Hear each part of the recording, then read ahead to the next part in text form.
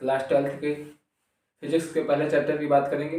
पहला चैप्टर हमारा है इलेक्ट्रोस्टैटिक्स। पहला जो चैप्टर है, जो पहली यूनिट हमारी क्लास 12 की, उस यूनिट का नाम क्या है? Electrostatics. Electrostatics first unit of class 12 physics is electrostatics. इसको हिंदी में बोलते हैं स्थिर वैद्युतिकी। स्थिर वैद्युतिकी बोलते हैं, स्थिर वैद्युतिकी। क्लास 12 के फिजिक्स की जो पहली यूनिट है, जो पहली इकाई है, वो स्थिर वैद्युतिकी है। स्थिर वैद्युतिकी का मतलब भौतिक विज्ञान की वह शाखा जिसमें हम रुके हुए आवेश के बारे में अध्ययन करते हैं, उसको हम बोलते हैं स्थिर वैद्युतिकी। Branch of physics which deals with the study about charge at rest. अगर हम इसको लिखना चाहें तो क्या लिखेंगे कि branch of physics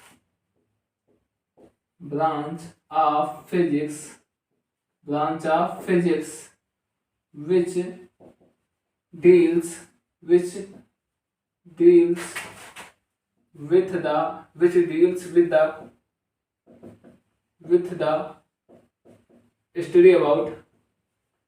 study about charge at rest।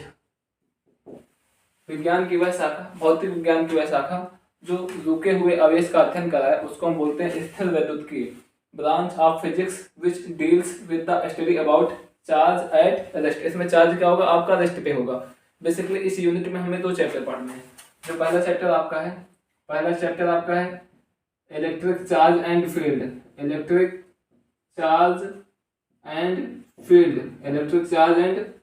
Field, जिसको हम बोलते हैं वैद्युत आवेश तथा क्षेत्र।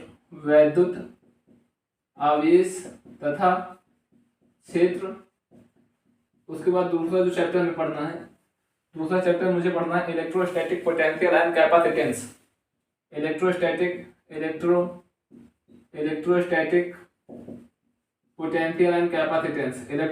Potential and capacitance. इसको हम बोलते हैं स्थिर वैद्युत विभव तथा धारिता। स्थिर वैद्युत विभव तथा धारिता, ये दो चैप्टर्स आपके अध्याय में हमें कौन कौन से चैप्टर पढ़ने हैं? इलेक्ट्रिक चार्ज एंड फील्ड पढ़ना है। उसके बाद मुझे पढ़ना है इलेक्ट्रोस्टैटिक पोटेंशियल एंड कैपेसिटेंस। पहला है वैद्युत आवेश तथा क्षेत्र, दूसरा है स्थिर वैद्युत विभव तथा धारिता। तो फर्स्ट ऑफ ऑल ये सब चीजें तो हम पढ़ेंगे। उससे पहले हम क्या करेंगे? हम डिस्कस करेंगे कि थोड़ी बहुत चीजें आपको वेक्टर की आनी चाहिए, क्योंकि इस चैप्टर में आपको वेक्टर की कुछ चीजें आपको आनी चाहिए, क्योंकि विदाउट वेक्टर आप इसमें थोड़ा सा प्रॉब्लम कीजिए। वेक्टर क्या होता है?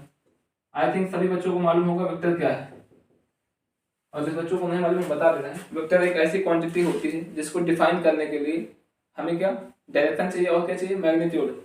जिसको डिफाइन करने के लिए डायरेक्शन चाहिए, मैग्नीट्यूड। बट अभी बच्चा कहता था कि क्या केवल डायरेक्शन मैग्नीट्यूड से काम हो जाएगा? डायरेक्शन मैग्नीट्यूड केवल सफिशिएंट नहीं है। किसी भी वेक्टर क्वांटिटी को डिफाइन करने के लिए आप ये नहीं कह सकते कि जिसके पास डायरेक्शन है, मैग्नीट्यूड है, वो वेक्टर क्वांटिटी है। अब देखा जाए तो करंट एक ऐसी क्वांटिटी है जिसके पास डायरेक्शन भी है, 5 एम्पियर 10 एम्पियर, उसका क्या होता है? मैग्नीट्यूड होता है। और साथ ही साथ उसके पास डायरेक्शन भी होती है। करंट की डायरेक्शन क्या होती है कि वो इलेक्ट्रॉनों के अपोजिट डायरेक्शन में क्या करते हैं? गति करते हैं। जिस डायरेक्शन में इलेक्ट्रॉन्स मूव करते हैं उसके उल्टे डायरेक्शन में कौन मूव करता है? उसके उल्टे डायरेक्शन में धारा बहती है, मतलब कि करंट फ्लो होता है। बट वो वेक्टर क्वांटिटी नहीं है। उसके पास मैग्नीट्यूड भी है, डायरेक्शन भी है, फिर भी वेक्टर क्वांटिटी नहीं है। वेक्टर क्वांटिटी का मतलब ऐसी क्वांटिटी जिनके पास क्या मैग्नीट्यूड हो, डायरेक्शन हो, और साथ ही साथ वो वेक्टर अलजेब्रा के सारे रूल्स को फॉलो करें। जैसे वेक्टर एडिशन को फॉलो करें, वेक्टर सब्सट्रैक्शन को फॉलो करें, मतलब वेक्टर के जोड़ या घटाने को क्या करें? फॉलो करें। ऐसे रूल्स को फॉलो करें तो हम क्या बोलते हैं? Vector quantity. मतलब क्या? मतलब पहली बात उनके पास मैग्नीट्यूड हो, मैग्नीट्यूड के साथ साथ उनके पास क्या हो? डायरेक्शन हो, डायरेक्शन के साथ साथ क्या हो? डायरेक्शन के साथ साथ वो वेक्टर अलजेब्रा के सारे रूल्स को फॉलो करें। वेक्टर अलजेब्रा के सारे रूल्स को क्या करें? फॉलो करें। अब दो वेक्टर को हम ऐसे नहीं जोड़ते कि जैसे दो संख्याएं दे दी गई, मुझे 4 और 3 जोड़ दो, इनको 7 आएगा। वेक्टर को जोड़ने का एक अलग तरीका होता है। उनके बीच का एंगल मैटर करता है कि उनके बीच का एंगल है क्या। अगर एंगल कुछ चेंज हुआ तो उनका एडिशन भी क्या हो जाएगा, चेंज हो जाएगा। एंगल पे डिपेंड करता है, दो वेक्टर का एडिशन या सब्ट्रैक्शन किस पे डिपेंड करता है, उनके एंगल पे। तो पहली बात तो हम बात करेंगे कि दो वेक्टर्स के बीच का एंगल कैसे निकालते हैं, how we calculate angle between two vectors, दो वेक्टर के बीच का एंगल कैसे हम निकालते हैं। पहली बात हमारा पॉइंट क्या होगा, हमारा वेक्टर को थोड़ा बहुत जान लेंगे, उसके बाद चैप्टर में हम एंटर करेंगे। Angle between two vectors, angle between two vectors, दो वेक्टर के बीच का एंगल कैसे निकालते हैं। तो दो वेक्टर के बीच का एंगल निकालने के लिए हम क्या करेंगे, पहली बात तो दो वेक्टर के बीच का एंगल कब देखा जाता है, या तो दोनों वेक्टर के हेड टू हेड मिला हो या तो टेल टू टेल मिली हो। दो वेक्टर का हेड टू हेड मतलब हेड टू हेड मिला हो या टेल टू टेल मिली हो, तब उसके बीच उसके बाद जो छोटा वाला एंगल होता है उसी को हम क्या बोलते हैं, उसी को हम बोलते हैं एंगल बिटवीन टू वेक्टर्स। जैसे फॉर एग्जांपल हम लेट कर लेते हैं, यहाँ पे एक वेक्टर ये ए है और यहाँ पे एक वेक्टर, ये मान लो यहाँ पे एक वेक्टर ये बी है, ये वेक्टर बी है। देखो ये इसका हेड होता है, जहाँ पे ए एंड होता है वो हेड होता है, और जहाँ पे स्टार्ट होता है वो क्या होता है, टेल होता है। ये वेक्टर देखो, जैसे लेटर सपोज ये कोई वेक्टर है तो ये इसका हेड है और ये इसका टेल है, ये शीर्ष है ये पुच्छ है, ये हेड है ये टेल है। अब देखो हेड या टेल, हमने कहा टेल टू टेल मिली हो या तो हेड टू हेड मिला हो, तभी देखते हैं कि इनके बीच में जो छोटा वाला एंगल, देखो दो एंगल बन रहे हैं, एक एंगल ये वाला और एक एंगल ये छोटा एंगल। तो जो छोटा एंगल होता है इन्हीं को हम क्या बोलते हैं, एंगल बिटवीन टू वेक्टर्स। तो यहाँ पे जो एंगल होगा इसी को हम बोलेंगे, ये एंगल क्या है, ये जो एंगल है ये ए और बी के बीच का एंगल है, ये दो वेक्टर्स के बीच का एंगल है।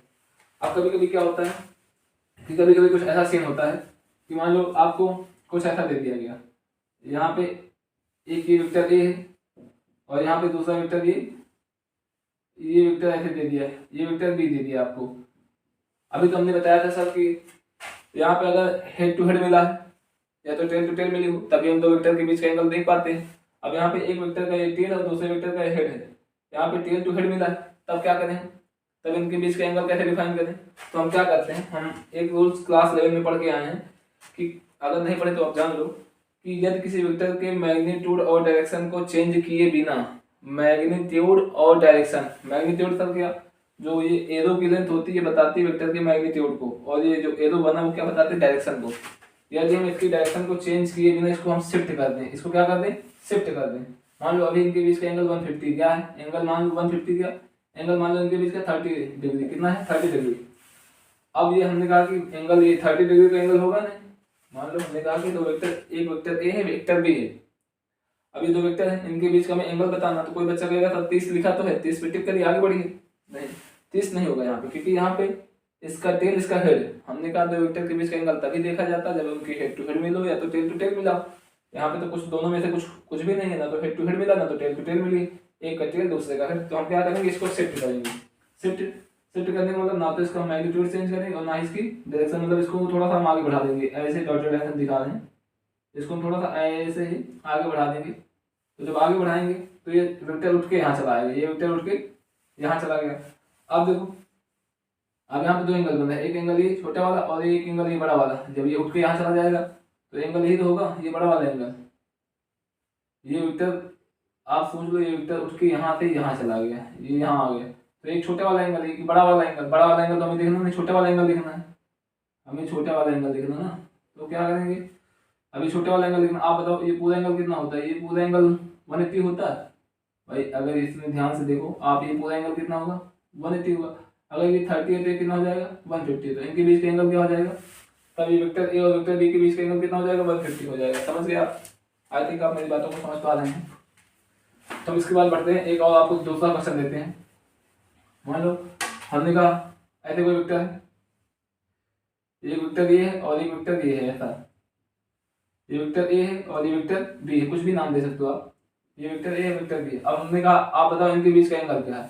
तो आपने कहा सर यहाँ पे तो हेड टू हेड भी नहीं मिला, टेल टू टेल भी नहीं मिला, इसका टेल इसका हेड मिला, तब क्या करें। हमने कहा इस वेक्टर को आप शिफ्ट कर दो, आगे शिफ्ट कर दो, बिना इसको इसके डायरेक्शन को चेंज किए और इसके मैग्नीट्यूड को चेंज किए बिना आप इसको शिफ्ट कर दो। अब बताओ दो एंगल बन रहा है, एक एंगल तो ये वाला बन रहा है और एक एंगल ये वाला बन रहा है। तो जो छोटा एंगल होगा ये क्या होगा, angle between two vectors, vector A और वेक्टर बी के बीच का क्या होगा, एंगल होगा। आई थिंक एंगल आप समझ गए होंगे। तो ऐसे हम निकालते हैं एंगल कैसे निकालते हैं, एंगल हम निकालते हैं कब देखते हैं एंगल, जब दो वेक्टर का हेड टू हेड मिला हो, हेड टू हेड मिला हो, या दो वेक्टर का क्या मिला हो, टेल टू टेल मिलाओ। इसको मिलने के बाद हम क्या करेंगे, छोटा वाला एंगल, छोटा वाला एंगल, छोटा वाला एंगल मतलब जो उनके बीच का मिनिमम एंगल होगा उसी को हम देखेंगे और वही क्या होगा, दोनों वेक्टर के बीच का एंगल होगा। अब हम बात करते हैं यूनिट वेक्टर। यूनिट वेक्टर आप समझ लो कि वेक्टर एक तरीके का एक डिपार्टमेंट है, एक क्या विभाग है, एक डिपार्टमेंट है, उसमें कई लोग काम कर रहे हैं। वेक्टर समझ लो एक तरीके का डिपार्टमेंट है, जैसे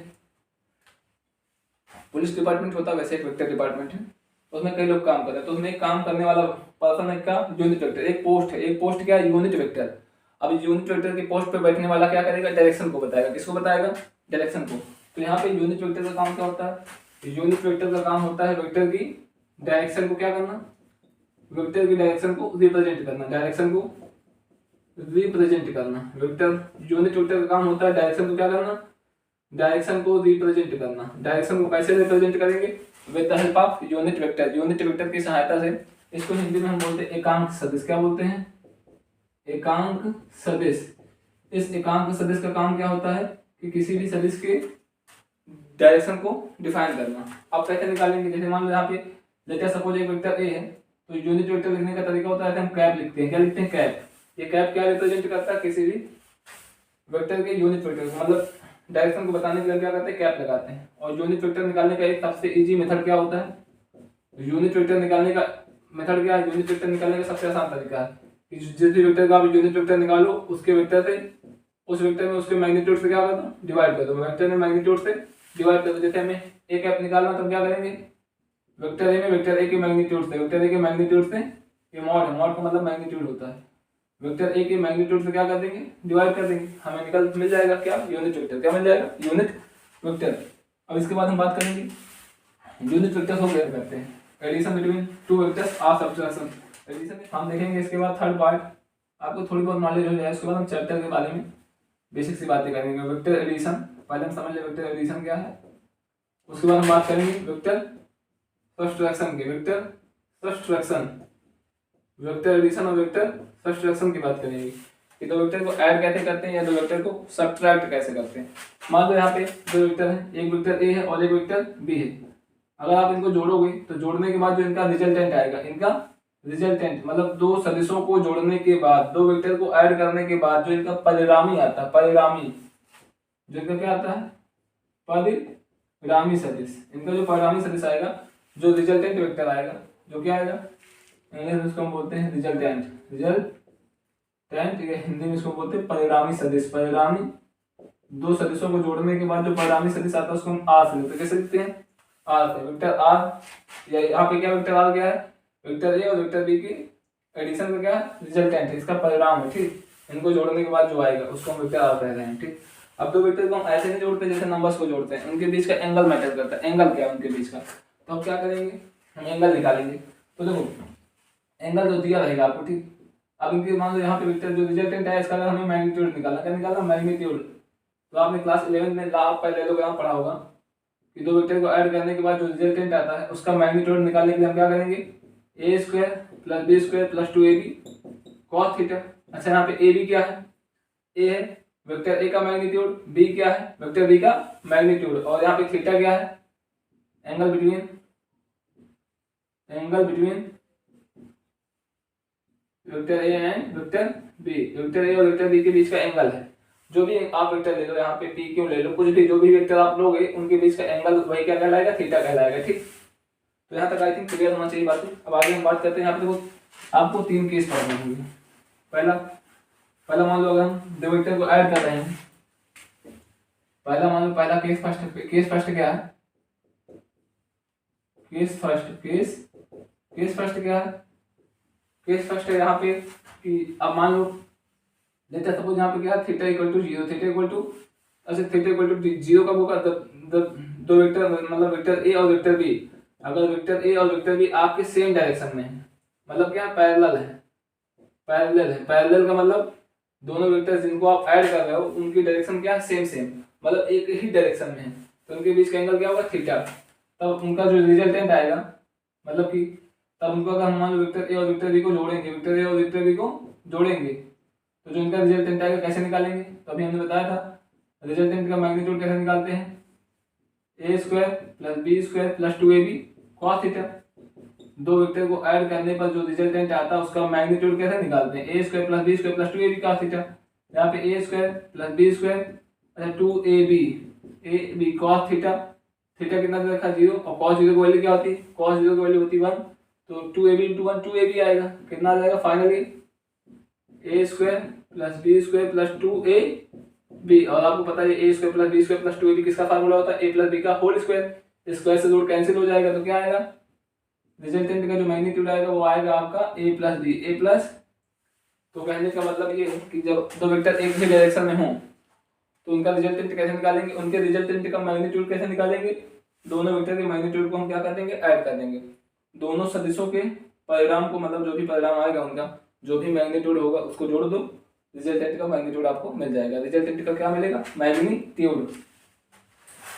यहाँ पे ये हो गया। अब केस सेकंड आता है आपका, केस सेकंड आपका क्या आता है, केस सेकंड आपका आता है कि अगर पैरेलल नाम के क्या हो जाए, एंटी पैरेलल, मतलब इनकी डायरेक्शन क्या हो जाए। आपका जो सेकंड केस है, केस सेकंड लेटर सपोज ऐसे हो जाए, मान लो वेक्टर ए की डायरेक्शन ये है और वेक्टर बी की डायरेक्शन इसकी जस्ट अपोजिट, मतलब दोनों कैसे हो जाए, एंटी पैरेलल। क्या हो जाए, एंटी पैरेलल हो जाए, मतलब थीटा क्या हो जाए, थीटा 180 हो जाए, थीटा 180। आपको मालूम है cos 180 की वैल्यू क्या होती है, ट्रिग्नोमेट्री तो आपको आती होगी, cos 180 की वैल्यू क्या होती है, -1 माइनस की। तो इनके रिजल्टेंट का मैग्नीट्यूड कैसे निकालेंगे, रिजल्टेंट का मैग्नीट्यूड निकालने के लिए फार्मूला आपको मालूम है क्या, a square plus b square plus 2ab cos theta. A square plus b square plus 2ab cos theta. cos theta, theta कितना है 180, क्योंकि दोनों की डायरेक्शन क्या अपोजिट है। और cos 180 की वैल्यू आपके सामने लिखी है कितनी, -1। A square plus b square, और जब आप यहाँ -1 रखोगे तो प्लस माइनस का माइनस -2ab आ जाएगा, नहीं आ जाएगा। और a square plus b square minus 2ab किसका फार्मूला होता है, ए माइनस बी का होल स्क्वायर। स्क्वायर से रूट कैंसिल हो जाएगा तो मैग्नीट्यूड कितना आएगा, ए माइनस बी। तो हमने ये सीखा कि अगर दो वेक्टर की डायरेक्शन क्या हो, अपोजिट हो, और उनके रिजल्टेंट का क्या निकाल लो, मैग्नीट्यूड, तो हम क्या करेंगे, दोनों वेक्टर्स के मैग्नीट्यूड को माइनस कर देंगे, घटा देंगे। ठीक, तो ये आपका केस सेकंड हो गया। अब केस थर्ड क्या होता है कि मान लो दोनों वेक्टर एक दूसरे के क्या हो, परपेंडिकुलर का मतलब एक दूसरे पे 90 डिग्री का एंगल सबटेंड करेंगे। लेट्स सपोज यहाँ पे आपका केस थर्ड क्या है, केस थर्ड आपका है, केस थर्ड आपका यहाँ पे है कि मान लो यहाँ पे एक वेक्टर ए है एंड यहाँ पे देखो ये वेक्टर ए है और अनदर वेक्टर आपका क्या बी है। दो वेक्टर हैं, एक दूसरे पे कितना एंगल सबटेंड कर रहे हैं, 90 डिग्री, मतलब थीटा क्या है 90 डिग्री। ऐसी सिचुएशन को हम बोलते हैं परपेंडिकुलर है। क्या है, परपेंडिकुलर। हम कह सकते हैं कि वेक्टर ए जो है वेक्टर बी पे क्या परपेंडिकुलर, थीटा कितना हो जाएगा 90। और आपको मालूम है cos 90 की वैल्यू क्या होती है, cos 90 की वैल्यू 0 होती है। तो यहाँ पे इनके रिजल्टेंट का मैग्नीट्यूड कैसे निकालेंगे, फार्मूला क्या होता है, a square plus b square plus 2ab cos theta होता है। cos थीटा, थीटा कितना 90, cos 90 की वैल्यू 0 हो जाएगी, तो आपका ये पूरा पोर्शन क्या हो जाएगा, 0 हो जाएगा। तो क्या आएगा रिजल्टेंट का मैग्नीट्यूड, ए स्क्वायर प्लस बी स्क्वायर। ये बातें थी आपकी, थोड़ी बहुत वेक्टर का एनालिसिस था। आप जैसे चैप्टर में जितने जितने वेक्टर्स के यूज आएंगे, वेक्टर्स का जो भी यूज होगा, जैसे जैसे हम चैप्टर में आगे बढ़ते जाएंगे तो जो भी वेक्टर का काम आएगा, मतलब पीछे क्लास 11th में जो वेक्टर जिन लोगों ने नहीं पढ़ा, मतलब जिन लोगों ने वेक्टर नहीं पढ़ा, वेक्टर की जो भी चीज़ें काम आएंगी उसको हम धीरे धीरे करके बताते जाएंगे। तो हम बढ़ते हैं अपने चैप्टर की तरफ, जो हमारा चैप्टर 1 बाय 1 हम सारी चीज़ें डिस्कस करेंगे। आज के लिए